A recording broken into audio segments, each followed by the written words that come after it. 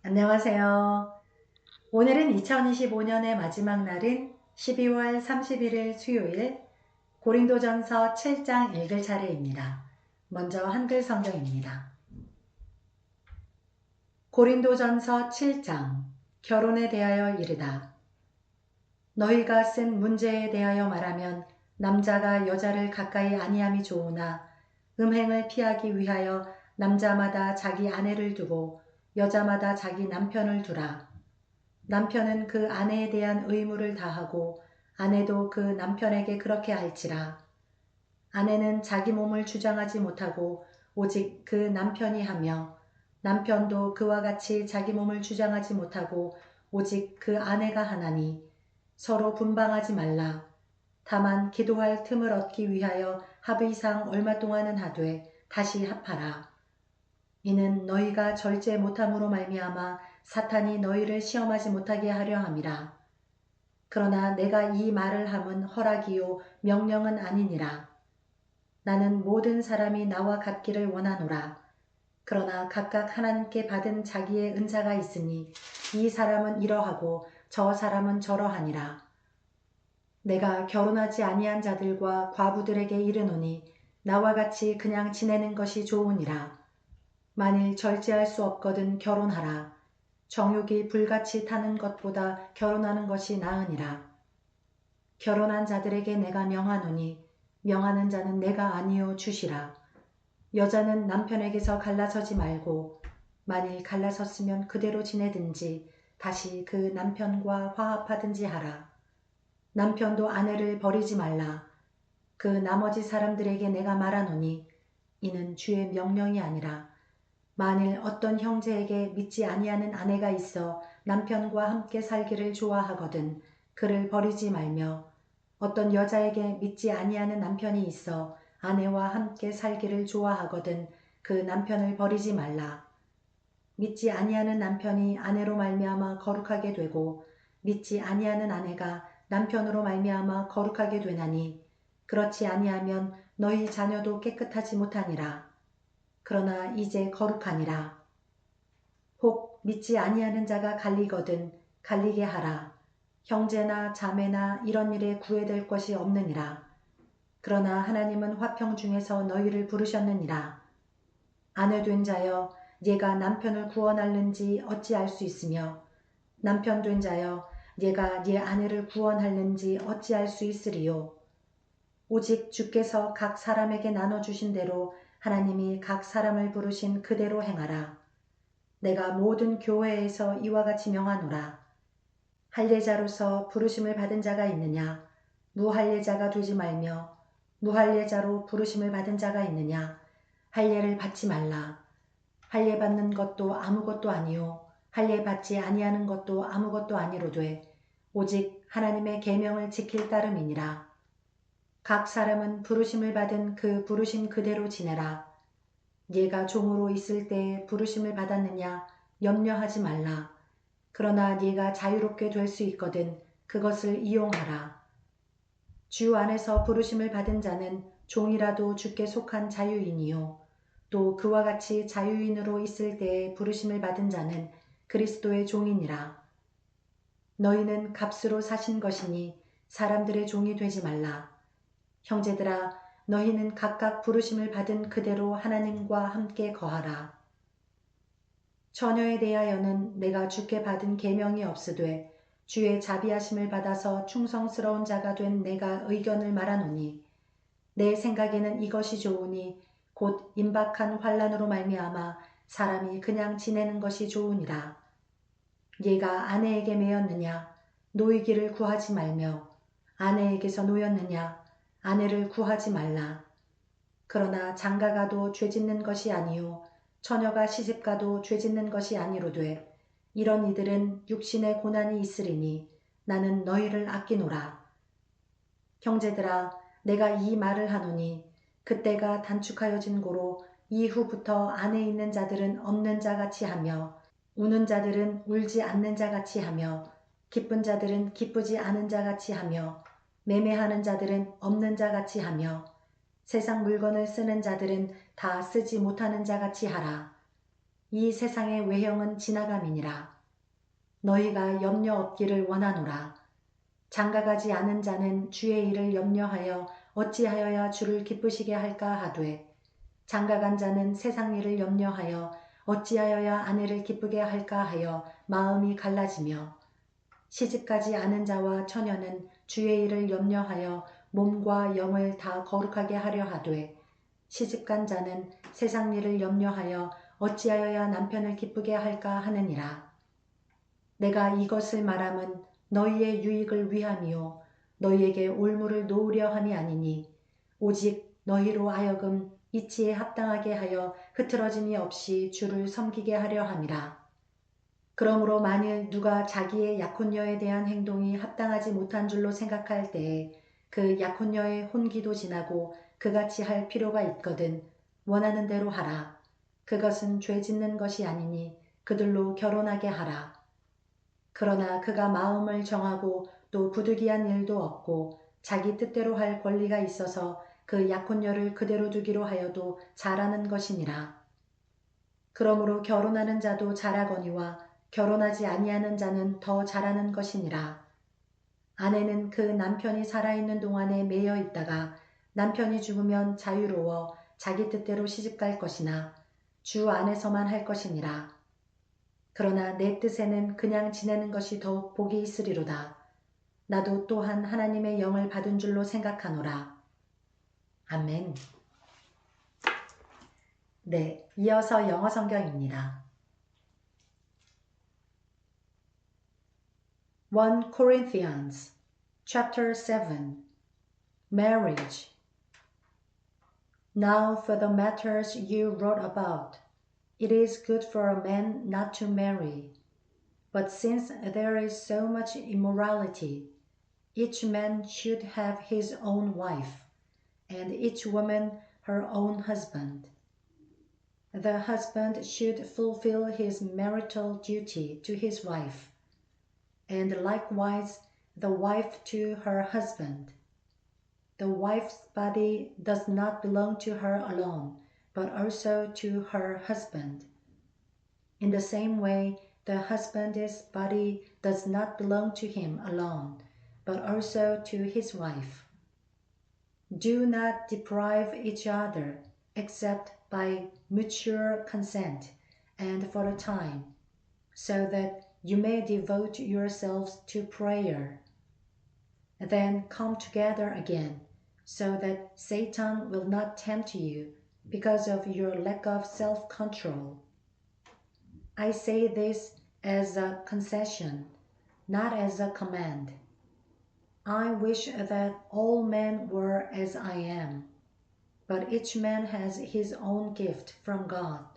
One has this gift, another has that.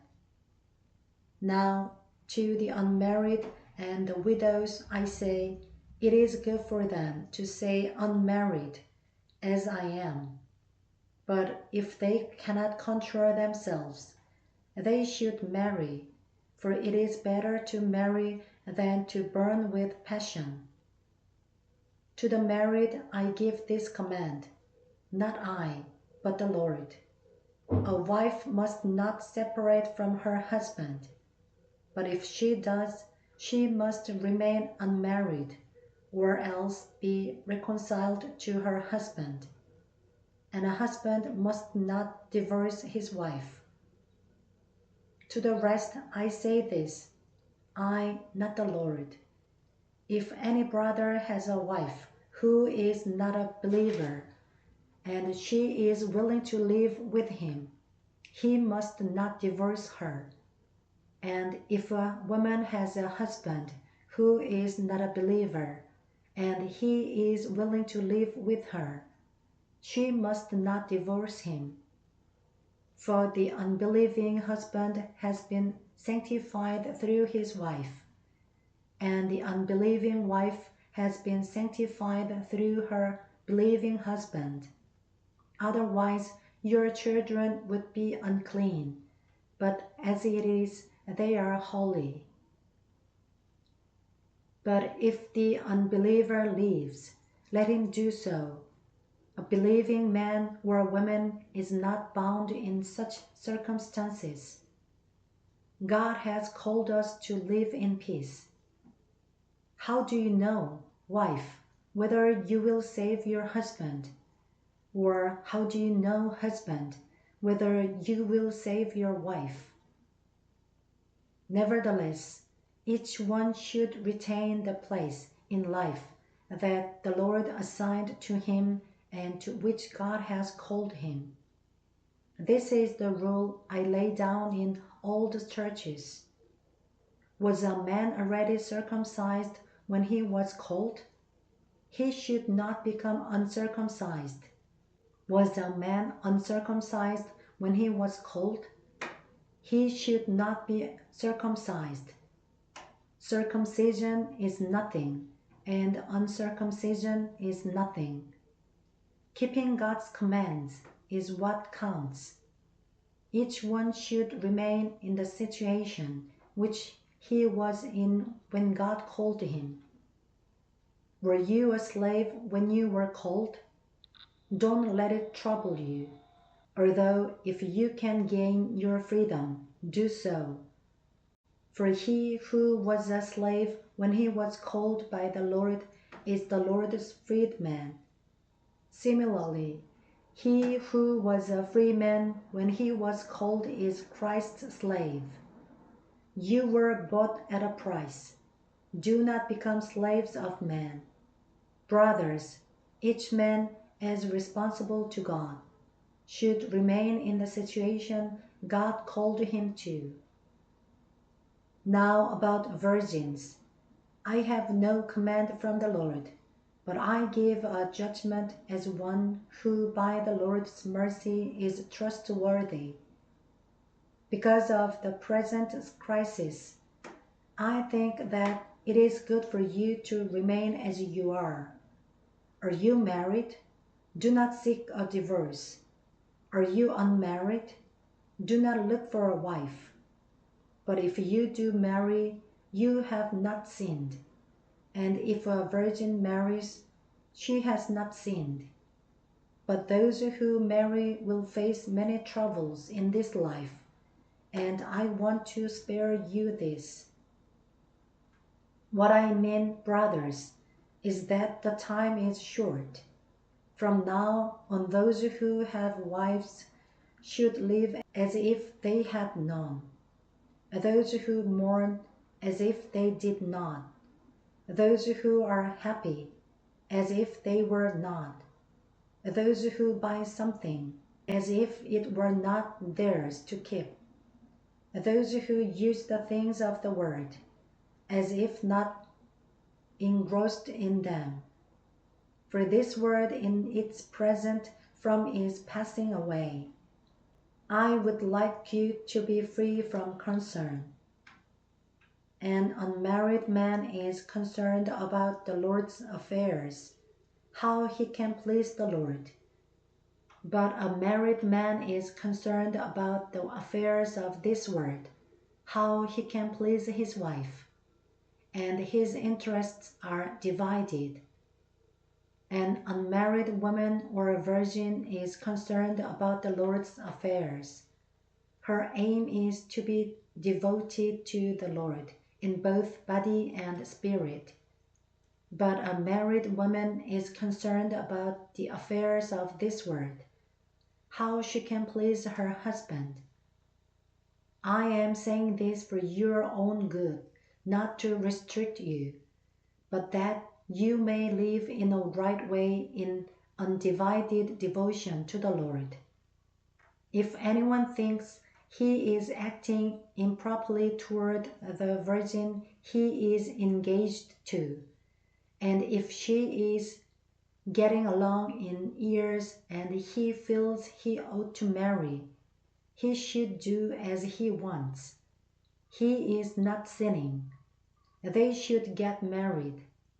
But the man who has settled the matter in his own mind, who is under no compulsion, but has control over his own will, and who has made up his mind not to marry the virgin, this man also does the right thing.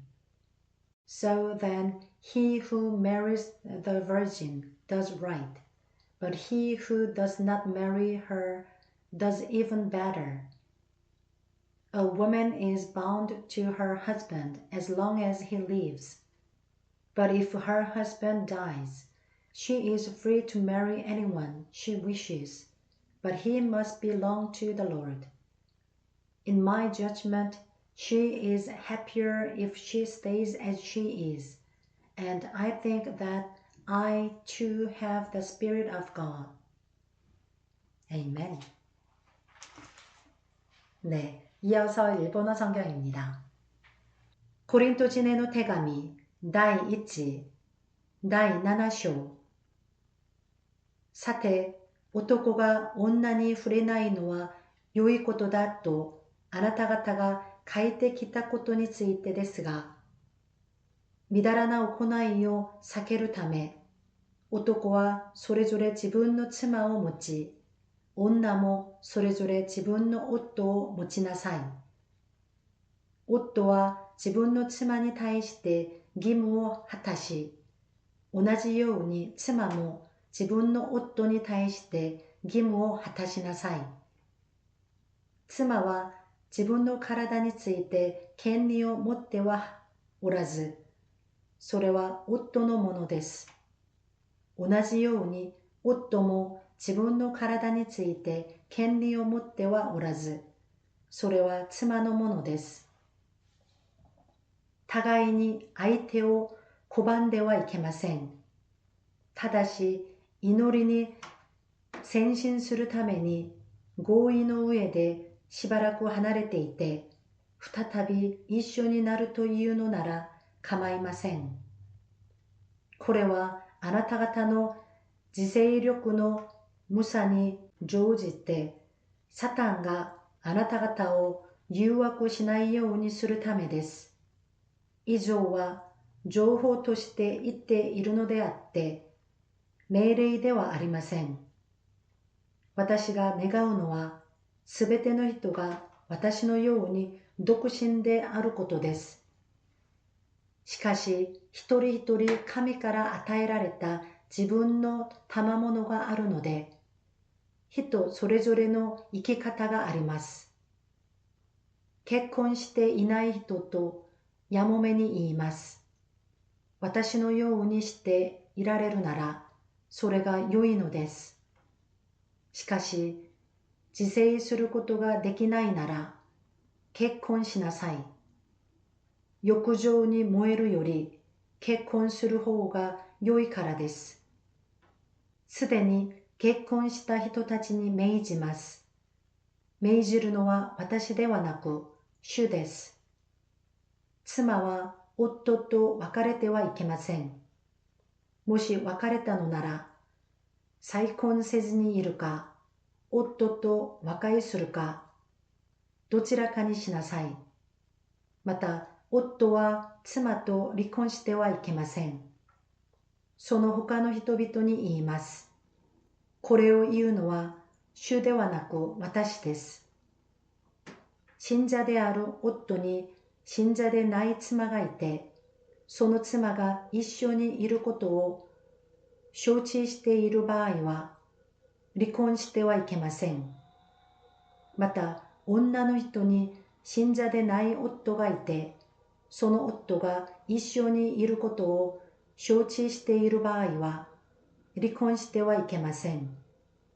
なぜなら、信者でない夫は妻によって聖なるものとされており、また信者でない妻も信者である夫によって聖なるものとされているからです。そうでなかったら、あなた方の子供は汚れていることになりますが、実際には聖なるものです。しかし、信者でない方のものが離れていくなら、離れていかせなさい。そのような場合には、信者である夫あるいは妻は縛られることはありません。神は平和を得させようとしてあなた方を召されたのです。妻よ、あなたが夫を救えるかどうかどうしてわかりますか？また夫よ、あなたが妻を救えるかどうかどうしてわかりますか？ただそれぞれ主からいただいた分に応じて、またそれぞれ神から召された時のままの状態で歩むべきです。私はすべての教会にそのように命じています。召された時、割礼を受けていたのなら、その後をなくそうとしてはいけません。また、召された時、割礼を受けていなかったのなら、割礼を受けてはいけません。割礼は取るに足りないこと、無割礼も取るに足りないことです。重要なのは神の命令を守ることです。それぞれ自分が召された時の状態にとどまっていなさい。あなたが奴隷の状態で召されたのなら、そのことを気にしてはいけません。しかし、もし自由の身になれるなら、その機会を用いたら良いでしょう。主にあって召された奴隷は、主に属する自由人であり、同じように自由人も召された者は、キリストに属する奴隷だからです。あなた方は代価を払って買い取られたのです。人間の奴隷となってはいけません。兄弟たち、それぞれ召された時のままの状態で神の御前にいなさい。未婚の人たちについて、私は主の命令を受けてはいませんが、主の憐れみにより信頼を得ている者として意見を述べます。差し迫っている危機のゆえに、夫はそのままの状態にとどまるのが良いと私は思います。あなたが妻と結ばれているなら、床うとしてはいけません。妻と結ばれていないなら、妻を得ようとしてはいけません。しかし、たとえあなたが結婚しても、罪を犯すわけではありません。たとえ未婚の女が結婚しても、罪を犯すわけではありません。ただ、結婚する人たちは、身に苦難を招くでしょう。私はあなた方をそのような目に合わせたくないのです。兄弟たち、私は妻のことを言いたいのです。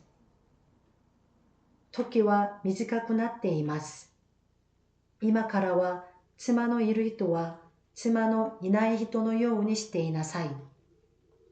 泣いている人は泣いていないかのように、喜んでいる人は喜んでいないかのように、買う人は所有していないかのようにしていなさい。世と関わる人は関わりすぎないようにしなさい。この世のありさまは過ぎ去るからです。あなた方が思い煩わないようにと私は願います。独身の男はどうすれば主に喜ばれるかと、主のことに心を配ります。しかし結婚した男はどうすれば妻に喜ばれるかと世のことに心を配り、心が分かれるのです。